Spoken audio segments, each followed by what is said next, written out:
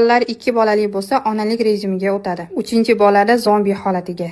4 ta bolali bo'lsa, yashab yurishini o'zi mo'jiza. Bolali onalar kunda faqat 1 marta hojatxonaga bemalol kira oladi. U ham eshikni orqasidan mahkam ushlab turgan holatda. Ko'p bolali onaga qachon oxirgi marta dam olgansiz desangiz, pasportini chiqarib, bolasi tug'ilgan sanani ko'rsatadi. Ko'p bolali onalar 1 dona tana, 8 ta quloq, 9 ta ko'z va uzib tashlangan nerv tolalari bilan yashaydigan super organizm. Ko'p bolali ona kuniga 7 marta telefonini yo'qotadi. 3 martasi sovutgichdan, 2 martasi kir yuvish mashinasining ustidan va qolgan vaqtlari o'zini qo'lida bo'ladi. Ko'p bolali ayolning 1 haftada kamida 2 marta hammadan qochib ketaman degan rejasi bo'ladi. Ammo 10 daqiqada bo'pti, faqat 1 soat dam olsam bas rejimiga o'tadi. Bitta bola ayolga ona bo'lishni o'rgatadi. 2 ta bola sabr qilishni, 3 ta bola esa bosh og'rig'iga chidashni, 1 ta bola ayolni nerv tolalarsiz yashashga o'rgatadi. Ko'p bolali onani ko'rgach, voy bechara deb rahmingiz kelmasin. Ular eng baxtli, eng kuchli va eng kulgili ayollar. Har bir bolaning orqasida